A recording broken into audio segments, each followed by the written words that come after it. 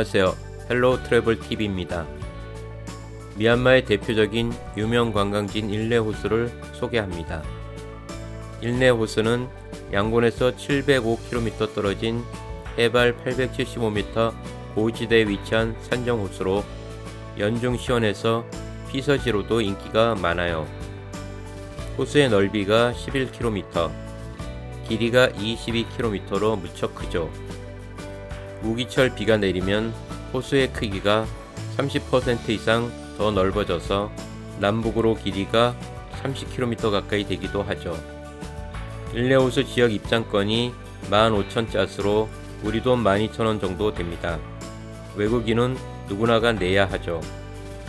일레호수에는 소수민족인 인따족이 많이 생활하는데 그들은 물고기를 잡거나 쭈묘라고 불리는 호수 위에 대나무로 엮어서 부력을 이용해서 수경 재배하는 야채나 토마토 농사로 먹고 삽니다.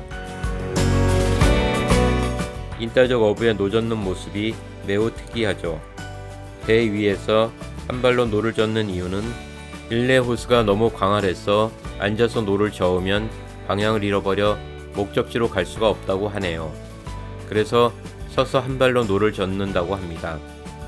호수 안에는 유명한 사원이 2개 있는데 어느 날 호수에서 어부가 물고기를 잡다가 예전에 축제 중에 배가 전복돼서 잃어버린 불상 5개를 찾은 곳에 사원을 짓고 불상 5개를 모셨다는 빠옹도오 사원이 있죠.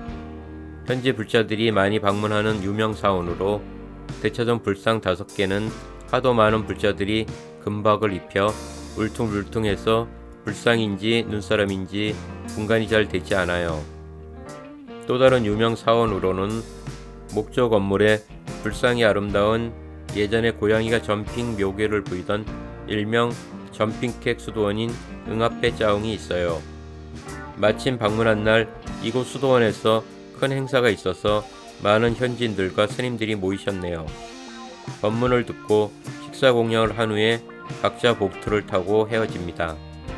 호수 안에는 다양한 상점들이 있는데 보통 여행자들은 손으로 직접 만드는 수제 은세공 가게와 수제 담배 가게, 그리고 연줄기에서 실을 뽑아서 옷을 만드는 가게를 방문합니다.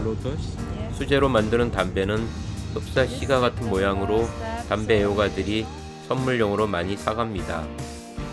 연줄기에서 실을 뽑아서 옷을 만드는 가게는 규모도 제법 크고 친절하게 안내해주는 가게 점원이 있어서 자세하게 구경을 할 수가 있어요. 또 다른 가게로는 목에 금속링을 하고 생활하는 소수 부족인 빠다웅족 옷가게가 있어요.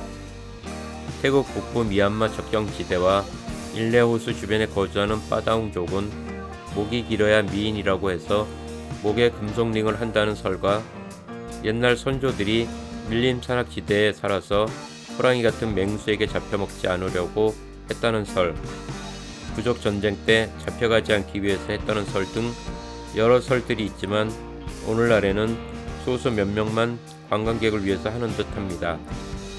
일레 호수는 규모가 커서 온종일 보트를 렌트해서 다니게 되는데 보통 보트 한 대에 5-6명 정도가 탑니다. 금액은 보트 한 대당 하루 종일 25,000짜 정도로 우리 돈 2만원 정도 합니다. 숙소에서 같이 여행을 할 인원을 모으면 각자 나눠서 내면 되므로 가격 부담이 적어요. 일레호수의 여행 코스는 아침 일출을 보거나 수상가옥과 상점 몇 군데를 둘러보고 쭈묘라고 불리는 수상재배 농장을 둘러본 후에 인따족 어부들이 물고기를 잡는 모습을 구경하고 유명사원 몇 군데를 들리면 대충 하루가 갑니다. 보트 여행을 하고 시내로 돌아오다 마인따옥이라는 작은 마을에 들려도 좋아요. 티크우도 나무다리가 멋진 마인따옥 마을은 일레 호수변의 작은 마을로 해질녘 일몰을 감상해도 좋고 나무다리를 거닐어도 좋아요. 또는 호수 위에서 일몰을 감상해도 좋고 시내에서 6km 정도 떨어진 곳에 위치한 와이너리에서 와인 한잔하며 지는 해를 감상해도 좋아요.